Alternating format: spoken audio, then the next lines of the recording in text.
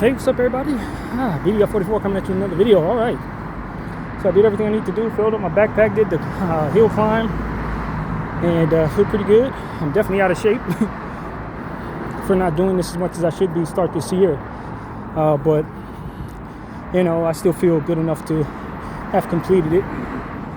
And headed home. I don't have time to do my hunter's blue necessarily. At least that's what I'm telling myself, because the game comes on at 6:30 and it's like 5:40 right now or something like that.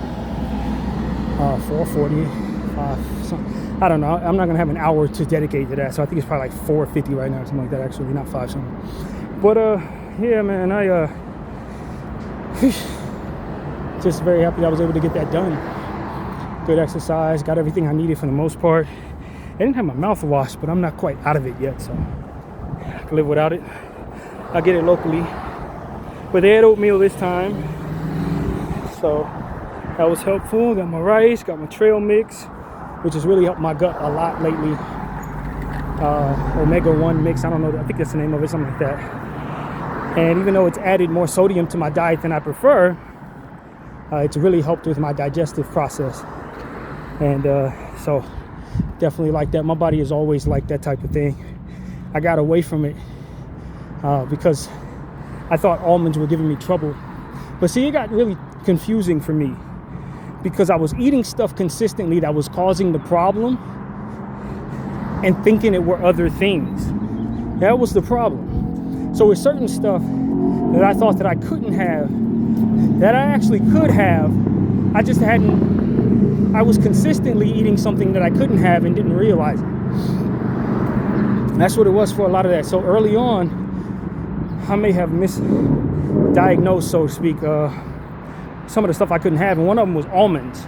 I thought that my body was rejecting almonds from here on out. It was probably that I was eating some potatoes that had like some garlic in it or something like that, or probably was having trouble with the grapes or something, you know what I mean, that I didn't realize was a problem that I was eating every day. And so when you're having those issues, you're like, okay, well, what's the problem? You're just assuming certain things are not the problem. And then so that's what ended up happening with me. I thought almonds were bad. Now that I've been going back over it, almonds haven't been an issue at all. So that's really huge for me, because my body was really missing the fact that I didn't have that. And when she started telling me that I was missing some type of acid from my diet and wanted to give me some pill, I was like, isn't that what you find in like trail mix and stuff like that? I wasn't really sure, but I think the type of acid she was talking about is the same acid that you can find in nuts and stuff like that. So what I did was like, man, so bump that. I'm not about to pay $50 for no pills, some freaking vitamins. Hell no. What I can do is just reincorporate trail mix back into my diet, for which my body likes anyway. So give that a shot. And so that's what I've been doing. Problem is, it has salt in it. So one of them times I had too much of it in one day and ended up feeling dizzy because I had allowed too much sodium into my body. So as long as I treat it like a medicine, where you don't OD on it, it can be very helpful for you. So that's what I have to do with trail mix. Eat just as much as I should, and then leave the rest. And so that's how I've been doing after my exercise at night. I just get a little bit of that trail mix as a snack, and it's been giving me a lot of positive responses. Removed grapes, inserted trail mix. Removed beef, inserted trail mix. So it's kind of what I've done there. And I feel better. I just wish the trail mix I had didn't have any salt in it whatsoever. But for the last 3 days, I've been ordering food. But it's been good for me in a way, because what I was ordering was some seafood. Like the first night I had like shrimp. And then I was able to take some of that shrimp sauce, the sauce that they have, and put it in my rice. And that was delicious.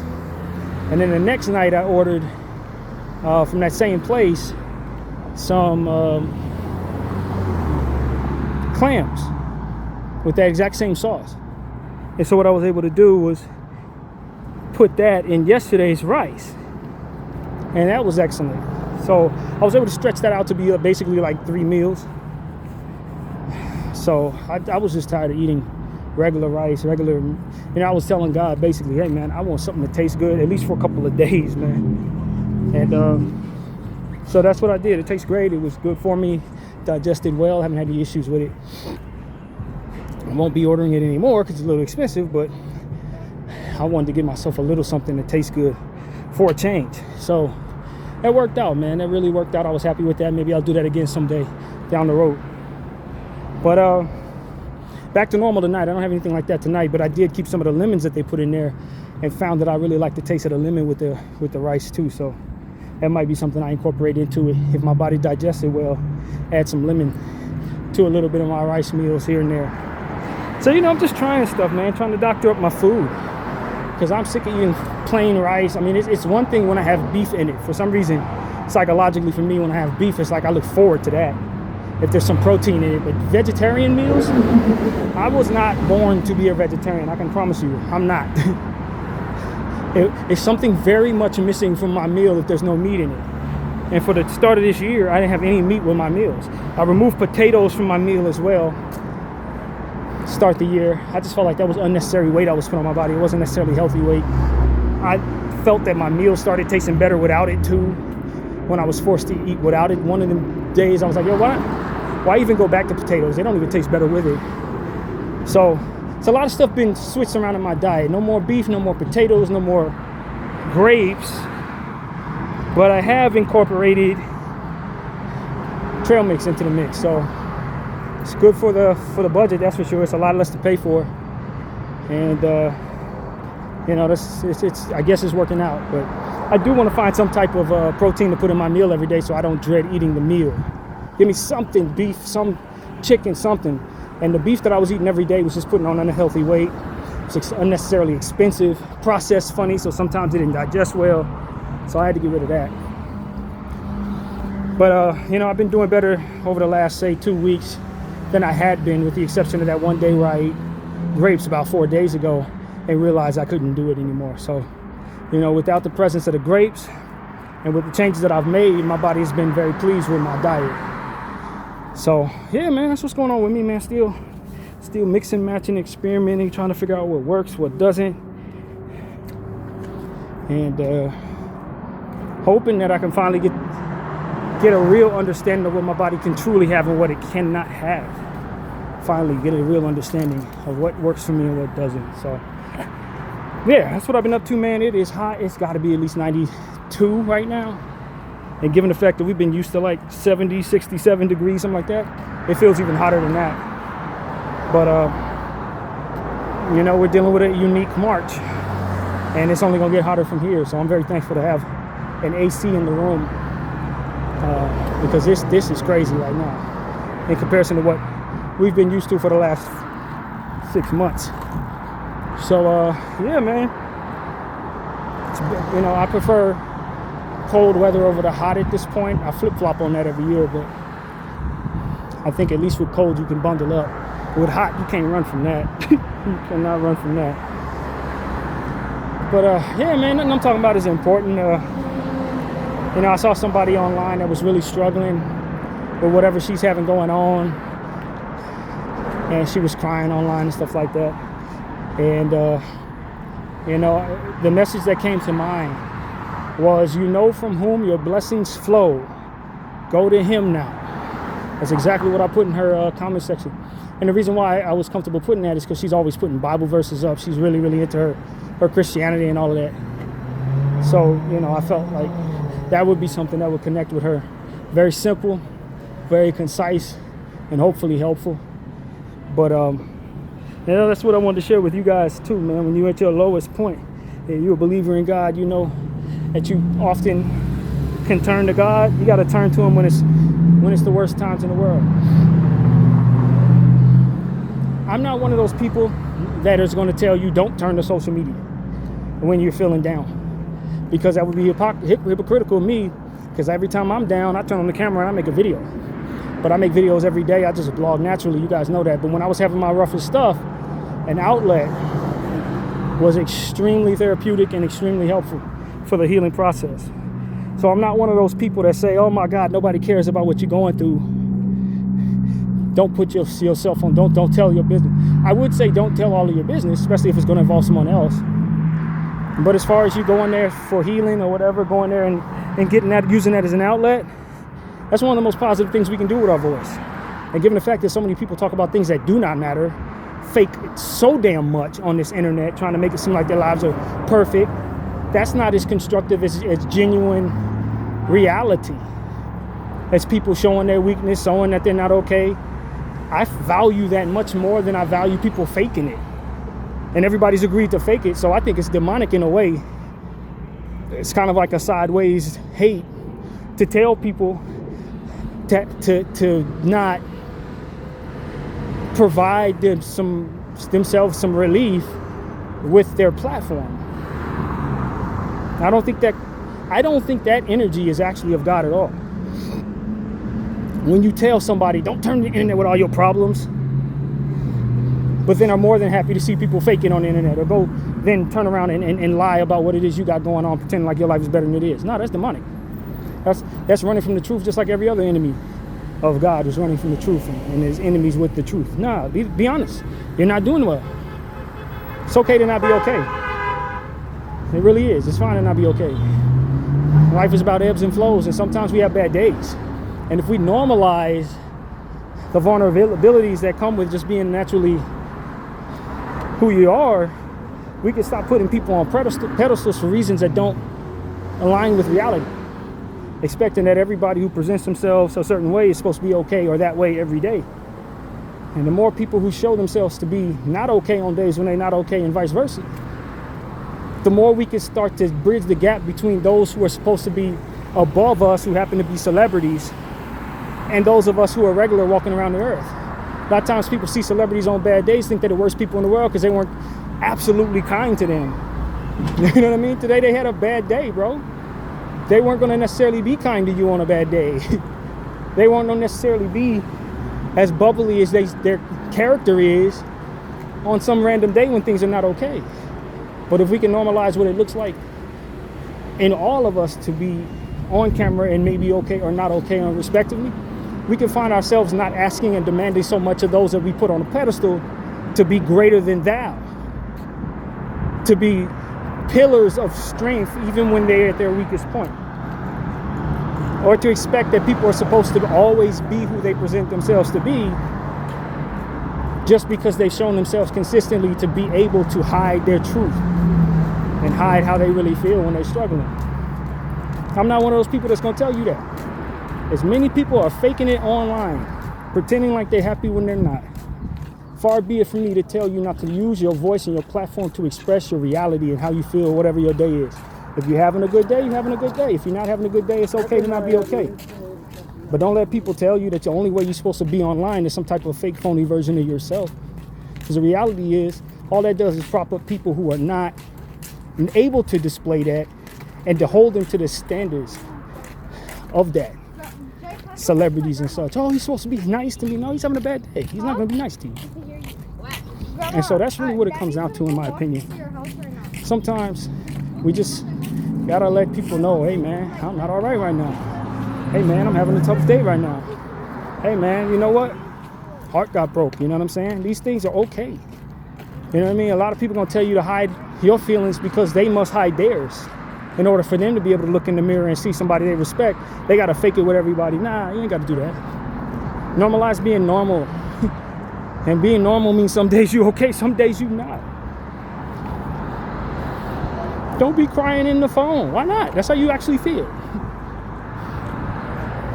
The same people want you to look in the phone and act like you're fine when you're not, to make them feel better. Nah, you ain't got to do that. And if you're waiting for people to have empathy for you, you're doing it for the wrong reasons. That's what I will say. If you're looking to gain sympathy by displaying yourself crying on the phone, you got to accept the fact that people may not care how you feel. Just the same. But you're not doing it because they care. You're doing it because you care about you and you want what's in you to come out in a constructive and positive way. You want to display yourself as real as you possibly can. Not because you're waiting for other people to care. You're not going to get that out of them. So amongst those who are telling you not to because they don't expect that you will find people who care, Well, when it comes to that, I actually agree. I don't think people are going to care. But nor should you care if they care. Just that you get out what's in, and that you display yourself in a way that you can say is true to you. That's the most important thing, man.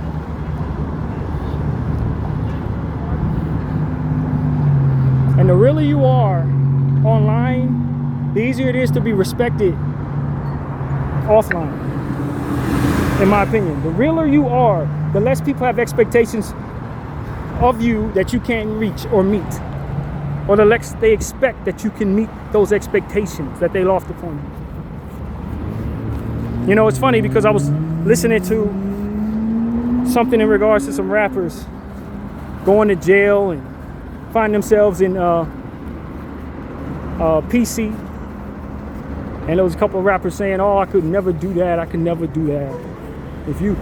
And it was one guy, I don't remember who it was, and I don't think it matters, but it was one guy who was saying, "Yo, if you're gonna display yourself as this gangster, this image, or this greater, you know, just all-powerful, almighty gangster, then yeah, you're gonna be held to standards that someone who doesn't is going to be held to, as it pertains to what it is you're supposed to be able to withstand, and what type of dangers you should be willing to put yourself in for the sake of that reputation that comes with that image.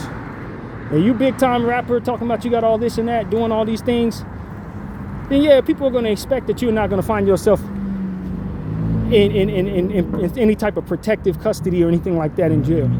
You got to march amongst those who are the hardest and the toughest and the strongest.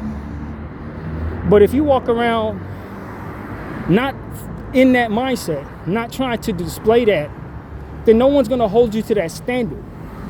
No one's going to say, "Yo, this person is the toughest, so we hold them to the standard of doing what tough people do."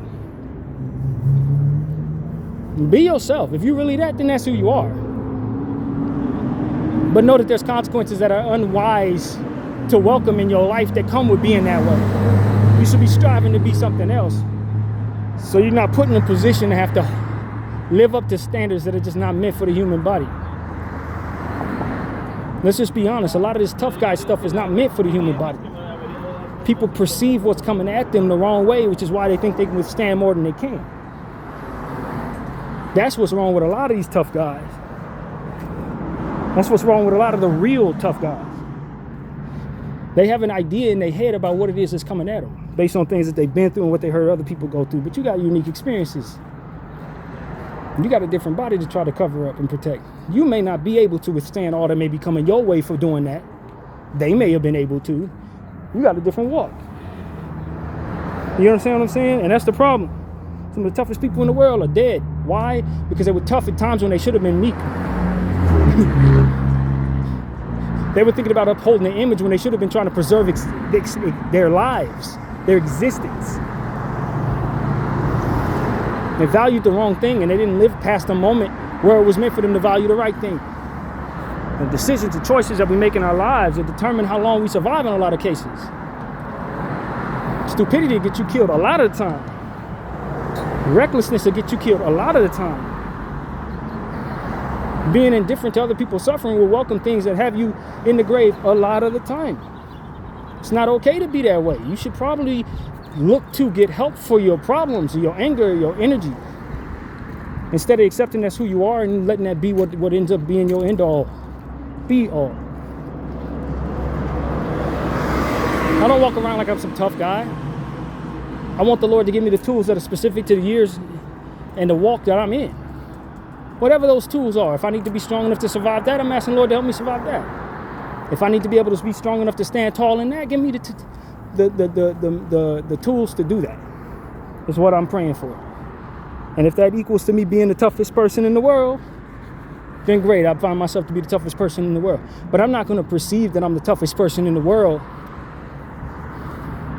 without being absolutely certain of what it is that's coming my way versus what it is I can withstand. And that, I think, is what's wrong with the ego of man. A lot of times we think we can withstand so much. That's only because our imaginations fail us as it pertains to what it is that's coming our way. Our imaginations fail us as it pertains to who we are while all of that is happening.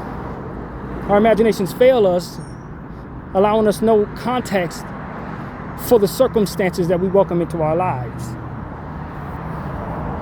No context.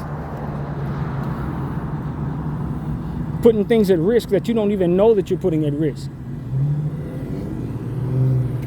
Putting yourself in a position to not be ready, thinking that you're making yourself look strong.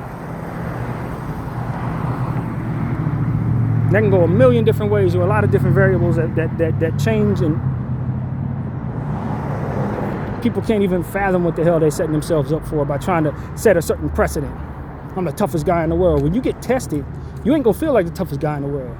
When it's meant for you to be the toughest guy in the world because of what it is that you set yourself up for with that reputation, you are not going to be in a position to just defend yourself. You got to defend 30 other people who are going to be with you. You understand what I'm saying? You're going to have children with you when somebody tests you on that reputation, brother. You're going to have something to live for. Your girl going to be pregnant when you finally get tested with that nonsense. You're going to stand on it then, right? Get shot down before you ever seen your child, man. These type of things you can never see coming. While people are setting themselves up with a reputation that has it so that they have to live up to expectations they can't keep up with. It's a million different things that life can bring your way. The last thing you want is to have to be strong when you're not, because of some stupid image that you allowed yourself to live up to, faking it online or something like that. My imagination is a liar. Things are never as bad as I think they are, nor am I ever as strong as I believe I am, as it pertains to my ego and telling me I can run up against 30 men. And I can knock down 100 souls. Why? Because I'm me. Oh, okay, cool. Until you run into what it feels like to be pushed around by 100 people and you realize you ain't got that type of power. And you ain't getting it either. I can withstand whatever, you sure? Because what they got planned for you is exactly what you're going to find you can't handle. Stuff like that is like, no, man. Look, a tough person is just like a wise person. A wise person knows that they know not all, man. There's plenty to learn. A tough person knows that they've never been tested to their limitations. If they had, they wouldn't perceive themselves to be as tough as they believe they are to be. If you run into what has broken you, you'll never think you're tougher than you are. And everybody thinks they know what their threshold is or doesn't believe they have that threshold at all. Shame on them for setting themselves up the way they do. These are things that America ain't never gonna teach you because they're too busy trying to push propaganda in your mind and make you think about things that ain't got nothing to do with what's real out here. That's the whole point. If you think about how you can feed your ego and how you can live up to these expectations of being some Superman character, you ain't gonna be looking at those who are trying to murder people in the Middle East.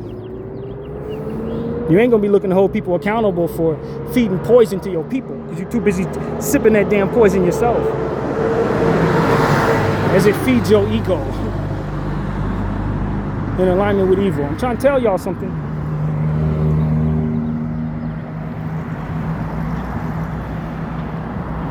And 41 years of life has taught me that some of the most difficult things I ever been through, I was strong enough to get through. And some of the things I was anticipating being the worst, ultimately being things I was able to handle. And sometimes when I set myself up to think I can handle certain things, I was really setting myself up for regret. And a lot of time believing in people who I thought were the strongest, toughest people in the world, I was really leading myself on to get let down by those same people.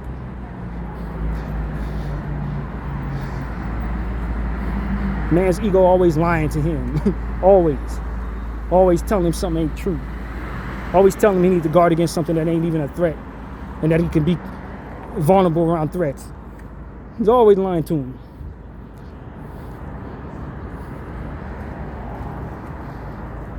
Letting him think his friends is his enemies and his enemies his friends. That his brother's his enemy. That his enemy's his brother. Always doing that.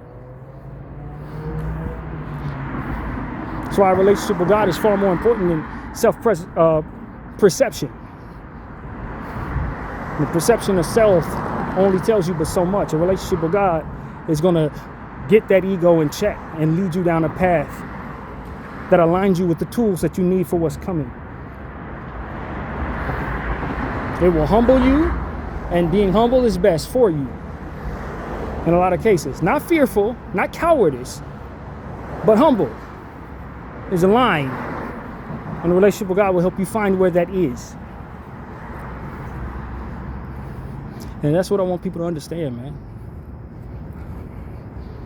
And so this is the truth. This is what I show you. This is how I'm feeling right now. And if I was doing bad, I'd be showing you that.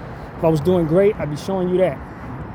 Not everybody needs to know everybody's business, though. Not everybody needs to know what specific you got planned and what, you ain't got to do all that. And once again, a relationship with God will help you discern where the line is in regards to what it is you share. Some things ain't for everybody. Some things you should really keep between you and God. But those things definitely should be discussed with God. All of your darkest secrets, all of your greatest struggles, all of your darkest pains, what you may believe you might be confused about or in the dark about, or if you've gotten a hint that you may be in denial about some things, all of those things that you won't speak to me about, you really should speak to God about. You really should allow for him in on all of those things. He will give you an alignment of the tools you need to deal with those things.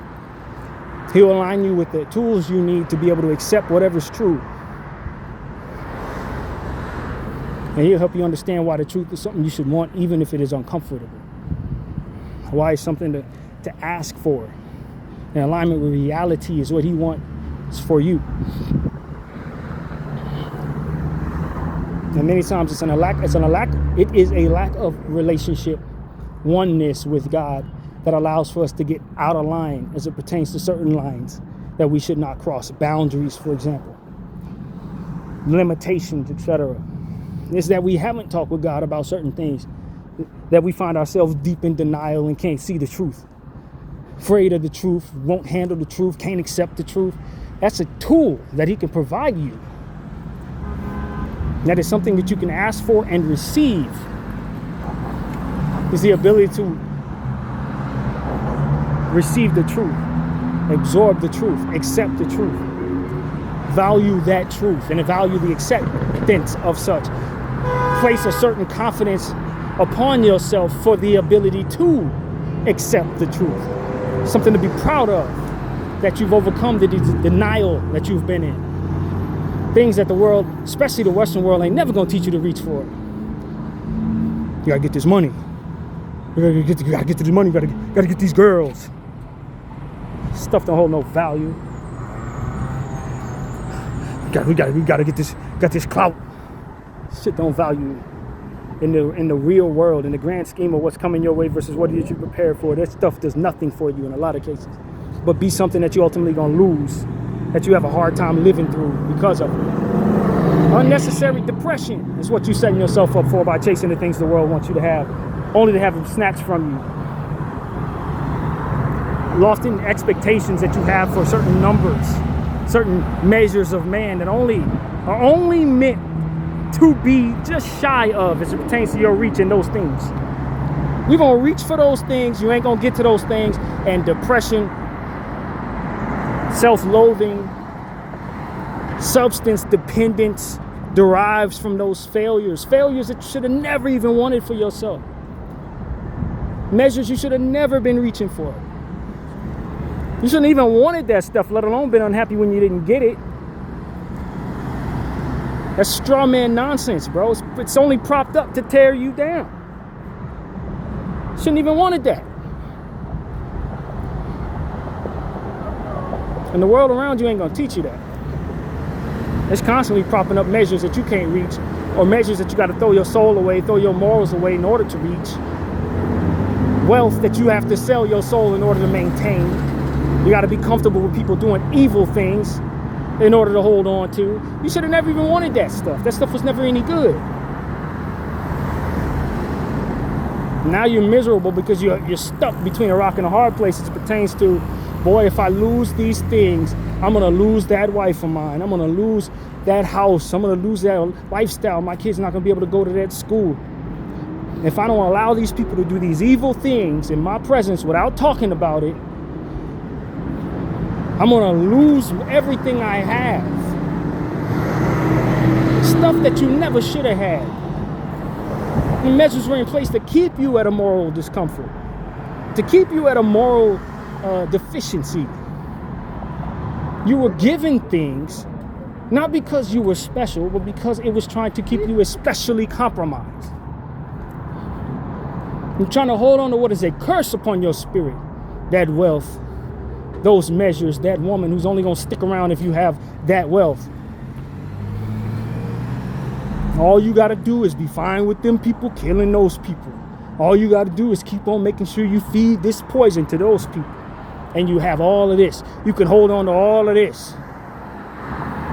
All you got to do is sign a contract with those people who are killing those people. And all you got to do is just turn a blind eye to these people hurting your people. And you get to keep all of this. Look at it. Every day you wake up in that house afraid of losing it. That's the purpose of it. To keep fear in your heart. It don't hold no other weight.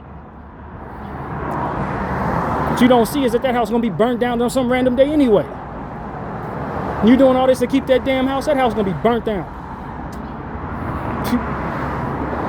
You doing all this to keep that damn woman? That woman cheap. And the path that you would have taken would have led you to a woman that had never cheated on your ass. You would have found a way to get a bigger house with her. But you ain't think about all that. You never will think about all that. I'm telling you, man, that's what the devil is doing in this world all over the place. I'm watching people. Athletes, different people, celebrities, figureheads of many kinds, politicians. They're all holding on to these evil straw men that are meant to disintegrate their moral compass and ultimately disfigure their reputation. A lasting reputation, that's whatever way they go. And they can't do nothing but just hold on. Fear. I gotta maintain. It's most responsible that I hold on to what it is I have. It's most responsible I don't let it be destroyed. It's most responsible that I don't let it go belly up this company. The devil's sitting there, you're like, yep, it sure is. Keep holding on to it. You know what's gonna break it off. Don't let it happen. You're a mess up if you let it mess up. You're a mess up if you let it mess up. See, that's how that goes. That's how the devil ends up keeping people under control. What type of loser lets his house go into foreclosure? Instead of what type of loser sits back and watches genocide and says nothing, just so he can keep a house from going into foreclosure. See, the measures, it's all about how you look at it. What do you consider a win? This is like I said in regards to our country and this damn war. Oh, what type of patriot are you if you don't want a USA to win?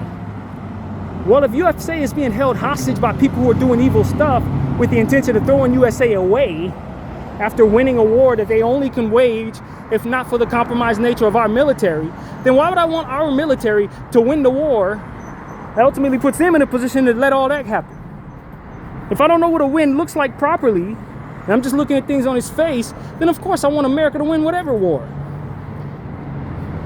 But if the war itself is meant to destroy America, then why in the hell do I look at that as a win if we were to win it? It's not a win. You're creating leverage for the people who are holding your country by the balls. You ain't winning. What does a win look like? What are you telling yourself a win is? What are you allowing yourself to be guilt-tripped into believing it's a win? What do you have your ego wrapped up in? What's irresponsible to what it is you're telling yourself? This is why I talk about the measures of man versus the measures of the Lord. Because the measures of man will tell you it's your responsibility to hold on to something that the only way you're going to hold on to is if you're a horrible human being and allowing your country to go down the drain.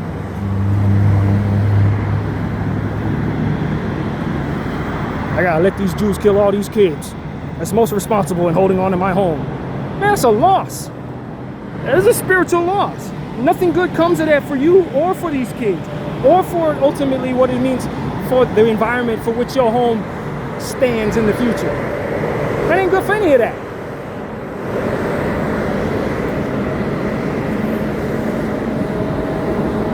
But we allow the measures of man that has no foresight, no crystal ball into the future, no wisdom to align us with what's proper,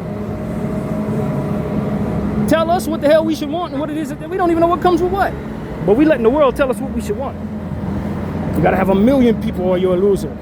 But the only way I'm gonna have 1 million people is if I'm telling them lies. That's not a win. It's a loss. That's not a win. That's loser stuff. I can't get a victory that way.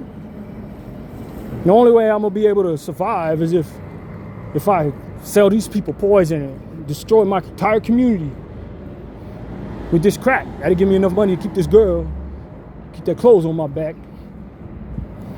Those are the measures of man. Oh, you gotta, man, if you don't have that, you ain't nobody. Damn, if I be broke, I'll break all of y'all before I be broke. What about the reputation of being someone that broke everyone? That doesn't matter, huh? You destroyed your entire community. You looked at as a loser for all time for doing so. You had the wrong measures, fam. You were measuring things the wrong way. You thought one thing was a win when it wasn't. It's a loss you were welcoming. You just weren't smart enough to see it or didn't care. Weren't wise enough to care. Man, that's not going to be me, and I'm not teaching anybody that follows me to not consider that they need a relationship with God to help them measure things properly. To value things that are ultimately going to have you stumbling into good fortune, not the other way around. Stumbling into a good reputation, not the other way around. Stumbling into safe opportunities for your families in the future, not the other way around. I'm going to make all these people hate me. Why? Because that's how we protect against hatred. No, it isn't. No, it isn't. All these people hate me, so what I need to do is destroy and wage war against everybody. No, that's not going to breed any love. Nobody's going to want to love you for that. I'm going to show all these people no mercy because they hate me. You know, that's going to make them hate you more. What's a win? If the object of the game is to be hatred, you don't hate it. You don't have to do nothing according to you. And you perceive the hatred's already there. Why you got to act on it? You see what I'm saying?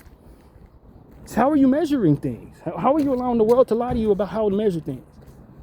We ain't figured that part out because we're too busy listening to the world tell us how to measure things. I need to have this, and this. Well, you got to do that, and that in order to get it. All of that's bad. Well, they're going to look at me funny. All of them don't understand what it is I just described. You shouldn't be following them. They're all going to fall off the same cliff you're going to fall off. You're going to be dead together.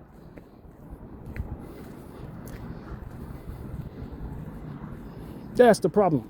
That's the problem with the world. It's the problem with where man is right now. We ain't evolved into understanding that. We ain't learned the big lessons to help us really absorb that properly and to deviate away from those measures. As of 2026, March, whatever this is, 16th, 2026, we're still stupid in that way. We're still doing dumb stuff, bad stuff, and thinking good things are going to come from it. We're still welcoming hell into our lives and expecting to see heaven or something. You're still listening to people who've proven themselves not to be trustworthy and expecting them to hold up their end of the bargain or something.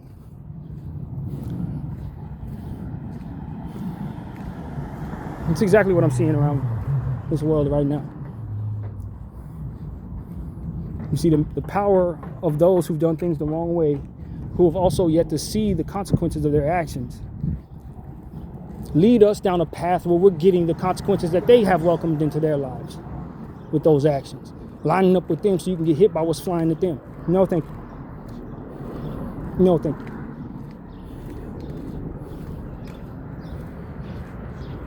I don't need to experience that to know that I shouldn't want it. I don't need to touch that stove to know that it's going to burn my hand. No, thank you.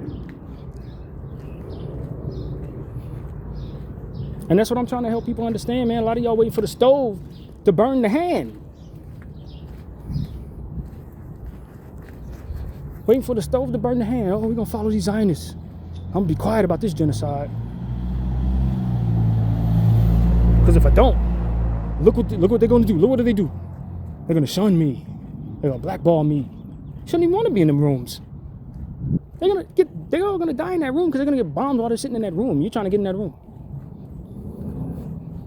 That's the crazy part, because that foresight is not present, but wisdom is. Wisdom is present. Foresight may not be. You don't even know the bomb is coming.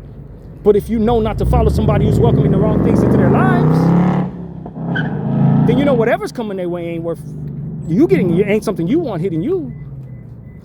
I don't need to know the details of what's going to hit them. I just need to know that what they're doing is going to make it so that people want to throw things at them. Wisdom, friends, wisdom. I'm not going to stand next to somebody who's killing a bunch of kids, man. I'm not going to protect people who want to touch kids in a negative way, bro. Because whatever's flying at them, if I'm standing next to them, going to hit me. Oh, I got to keep my government job. If I don't align with these people, they're gonna blackball me. They're gonna do this, whatever the hell they're gonna do. There's a lot of things riding on them being able to do it. And the proper execution of those things that you're worried about may not actually be possible because they may not be around to do those things to you that you're afraid they're going to do if you don't do what they tell you to do. They sit up here saying, if you don't do exactly what I tell you to do on April 1st, I'm going to do this, and this to you. They ain't going to be around on April 1st. They're going to die on March 30th. You see what I'm saying? They're going to be locked up on March 29th. They ain't going to even be around on April 1st to do any of that to you. But you're too busy worried about what they promise they're going to do on April 1st that you're allowing them to do things on March 16th that you should never be fine with. And what does that leave you? You're going to be standing next to them on March 30th. You're going to be round up with them on March 29th.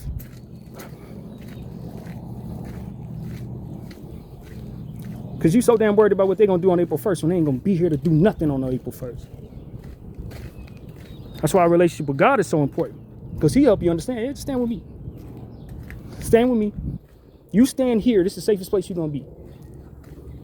And whatever it is you worried about they about to do, ain't none of that about to happen. Stand with me. We're going to be fine. This is where the bomb ain't going to hit. This is just outside of its radius. But Lord, if I stand over here, they for sure going to get me on April 1st. They ain't going to even be around on April 1st. Stand over here. It's the only place you're safe. That's what God is telling all of us. Stand over here. It's the only place you're going to be safe. And we sit up here saying, but the timing is April 4th, April 1st. Oh, it's going to be so bad, Lord. No, Lord is in control of all of this. He's telling you what it's going to be. And you telling him, oh, but they promised. They liars. They ain't kept their word about anything they going to do.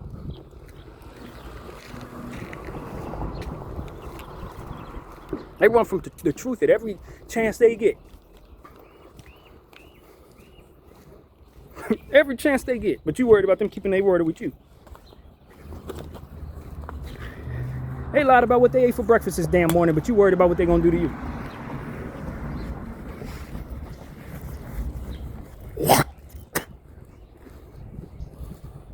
I'm telling you, this is exactly how it goes. So many people line up with what their fears are based on the measures of man not being met and the consequences that are promised by man of whom's not controlling anything. And they sit up telling God, who's in control of everything, what they cannot do for him because of what they're afraid going to happen to them.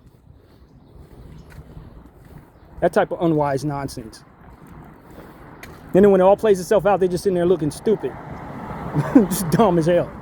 Like, didn't I tell you to stand right here? Everybody that stood over here is still alive.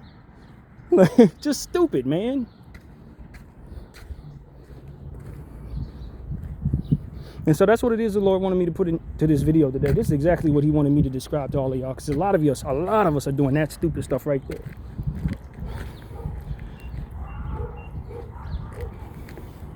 And as a result, there's going to be a lot of things that we don't want that are going to come to pass when all we had to do was stand right next to him to be out of the radius of whatever blast is coming their way.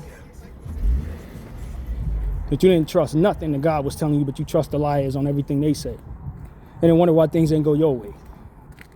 Bdf 44, thank you all for watching. I'm out.